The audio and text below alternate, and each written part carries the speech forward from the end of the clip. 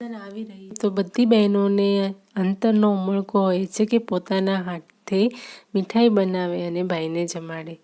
તો દોસ્તો આજે આપણે એવી જ એક રેસીપી બનાવવાના છીએ, એવી જ એક મીઠાઈ બનાવવાના છીએ રક્ષાબંધન સ્પેશિયલ। દોસ્તો હું છું પ્રિયા અને પ્રિયા કી પ્યારી રસોઈમાં તમારા બધાનું સ્વાગત છે। તો મિલ્ક પાવડર પહેલાં હું ચાળતી હતી। ચાળતા વિચાર આવતો હતો કે શું મીઠાઈ બનાવું। પછી ફાઇનલી મેં ડિસિઝન લઈ જ લીધું કે આજે આપણે બીટની જ કંઈક મીઠાઈ બનાવીશું। તો પહેલાં આપણે બીટને સરસ રીતે ધોઈ લેવાનું છે, પછી એની છાલ કાઢી લેવાની છે અને અડધું બીટ મેં અહીંયા લીધું છે, એને આપણે આવી રીતે કદ્દુકસ કરી લેવાનું છે। બીટનો ઉપયોગ આપણે આ મીઠાઈની અંદર કલર માટે યુઝ કરવાનો છે। નેચરલ કલર આપણે યુઝ કરીશું, બીજા કોઈ કલર અંદર એડ નહીં કરીએ। તો બીટને મેં અત્યારે કદ્દુકસ કરી લીધું છે। હવે આપણે એને પ્લેટમાં નાખીશું અને પછી થોડું પાણી લઈને એને હાથોથી થોડું મસળી લઈશું, જેનાથી શું થશે કે બીટમાંનો કલર જે બધો છે ને નીકળશે। બીટને રગડવાથી, હાથોથી મસળવાથી બીટનો કલર નીકળતો જશે અને આપણને જેટલું જોઈતું હશે કલર એટલો મળી જશે। થોડુંક પાણી એડ કરવાનું છે અને પાણીથી જ પછી આપણે હાથોથી મસળવાનું છે। તમે ઈચ્છો તો તમે મિક્સર જારમાં પણ આને પીસી શકો છો, પણ મને આ ઇઝી રીત લાગી તો મેં ફટાફટ આવી રીતે કદ્દુકસ કરી લીધું અને આને આ મસળી લીધા પછી આપણે એક વાટકી લેવાની છે અને વાટકીમાં આપણે ગળણી મૂકવાની છે અને પછી એને કલરને એમાં નીચોવી લેવાનું છે। પાણી ઓછું પડે તો તમે ફરીથી બીજું થોડુંક લઈ શકો છો।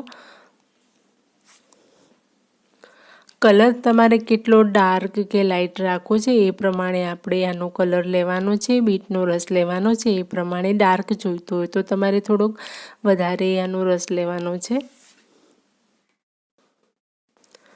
ને દોસ્તો કેવો એકદમ કલર જેવો જ એકદમ બીટનો કલર બહુ જ પ્યારો હોય છે, સરસ ગુલાબી કલરનો।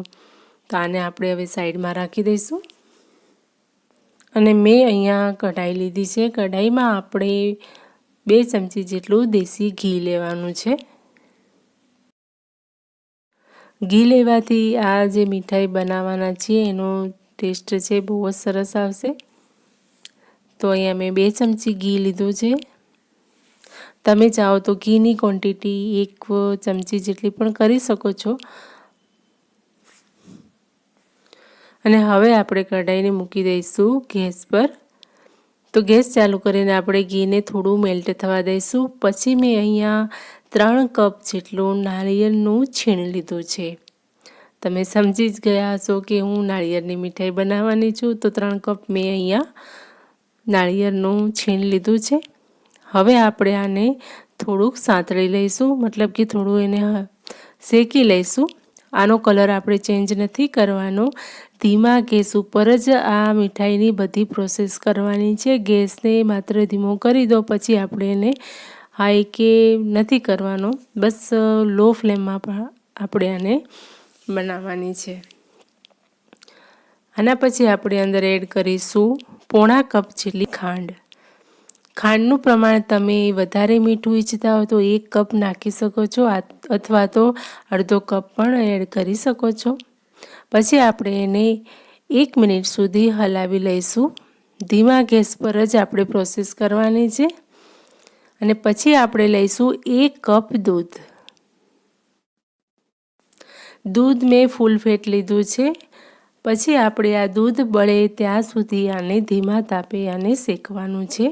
આવી રીતે એને હલાવતા રહેવાનું છે, આને છોડી નથી દેવાનું, સતત હલાવવાનું જ છે, નહીં તો નીચે ચોંટવા લાગશે। આપણે બનાવવા જઈ રહ્યા છીએ નારિયેળના લડ્ડુ। વગર ચાસણીએ અને વગર માવે આપણે આ મીઠાઈ બનાવીશું। દોસ્તો આ મીઠાઈમાં કંઈ પણ વાર નથી લાગતી, 10 મિનિટમાં બનીને તૈયાર થઈ જાય છે। માત્ર આ શેકવાની જે પ્રોસેસ છે એ માત્ર ને માત્ર 3 મિનિટની જ હોય છે। તો દૂધ બળી જાય પછી આપણે આની અંદર અડધો કપ મિલ્ક પાવડર લેવાનો છે। મિલ્ક પાવડરને આપણે આની અંદર એડ કરીશું। મિલ્ક પાવડર તમે કોઈ પણ કંપનીનો લઈ શકો છો। તો અહીંયા મેં અડધો કપ મિલ્ક પાવડર લીધો છે, એને આપણે આ મિશ્રણની અંદર એડ કરી દઈશું અને પછી સારી રીતે એને હલાવી લઈશું અને એના પછી આપણે આ 1 મિનિટ સુધી આને સરખી રીતે ધીમા તાપે હલાવીશું અને મિક્સ કરતા રહીશું. આવી રીતે 1 થી 1.5 મિનિટ સુધી આપણે આને હલાવવાનું છે. પછી આ મિશ્રણ તૈયાર થઈ જશે. આને વધારે પડતું શેકવાનું નથી હોતું, માત્ર આપણે પહેલાં 2 મિનિટ શેક્યું, એના પછી આપણે દૂધ એડ કર્યું, દૂધને 2 મિનિટ બાળવા દીધું અને પછી માવો નાખ્યો 1 મિનિટ અને પછી આપણે આ ફૂડ કલર એટલે કે બીટનો કલર અંદર એડ કરીશું. બહુ જ સરસ આનો લુક આવે છે આ બીટના કલરથી. બીટનો રસ એડ કરવાથી એનો કલર બહુ જ સરસ આવે છે. અને પછી આપણે આને સારી રીતે મિક્સ કરી લેવાનું છે, જેનાથી કલર જે છે એ બધે કોટિંગ થઈ જાય.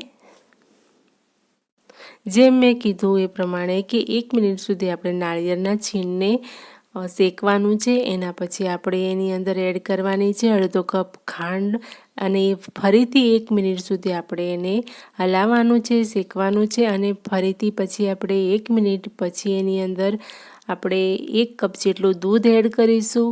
દૂધ એડ કર્યા પછી 2 મિનિટ સુધી આપણે એને શેકીશું, જ્યાં સુધી દૂધ ના બળી જાય અંદરનું ત્યાં સુધી. અને પછી આપણે અડધો કપ અંદર મિલ્ક પાવડર એડ કરીશું. એને આપણે 1 થી 1.5 મિનિટ સુધી હલાવીશું સારી રીતે અને પછી આપણે એની અંદર બીટનો રસ એડ કરીશું. એને પણ આપણે 2 મિનિટ સુધી હલાવવાનું છે ધીમા તાપે. અને પછી આપણે એને નીચે ઉતારીને 1 ચમચી જેટલું ઘી એડ કરવાનું છે અને એને પણ સારી રીતે મિક્સ કરી લેવાનું છે અને થોડુંક ઠંડુ થવા દેવાનું છે.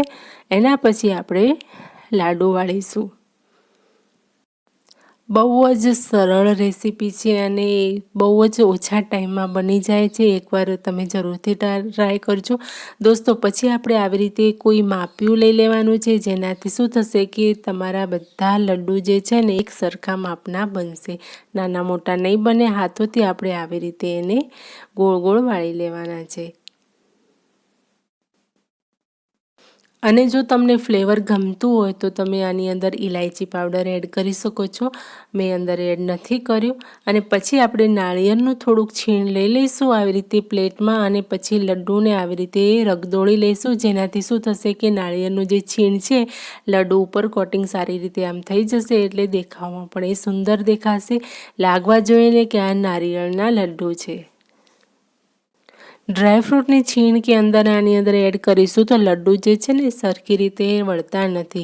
હા, તમે એનો એકદમ પાવડર ફાઇન પાવડર બનાવીને એડ કરી શકો છો, પરંતુ મને આનો માવાનો ટેસ્ટ જે છે ને આપણે મિલ્ક પાવડર એડ કર્યું બસ, એટલે માવાની કોઈ જરૂર રહેતી નથી. એટલે જ આનો ટેસ્ટ જે છે ને વધી જાય છે.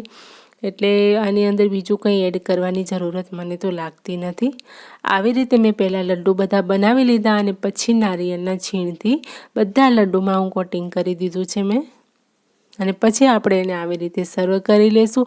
અગર તમારી જોડે કોઈ મીઠાઈનું બોક્સ પડ્યું તો તમે એની અંદર પણ મૂકી શકો છો અને રક્ષાબંધનના દિવસે તમે તમારા ભાઈને આ મીઠાઈ ખવડાવી શકો છો. તમારો ભાઈ બહુ જ ખુશ થઈ જશે. રક્ષાબંધન હોય કે કોઈ પણ તહેવાર હોય, આ નારિયેળના લડ્ડુ જે છે ને દિવાળીમાં પણ તમે બનાવી શકો છો, નવરાત્રિમાં પણ બનાવી શકો છો, કોઈ પણ તહેવારમાં બનાવી શકો છો. તો દોસ્તો ખાવામાં પણ એટલા જ ટેસ્ટી છે. જો તમે એકવાર બનાવશો તો તમે આ જ મીઠાઈ બનાવતા રહેશો. તો ચલો દોસ્તો, નવી રેસીપી સાથે પછી મળીશ. ત્યાં સુધી બધાને હરે હર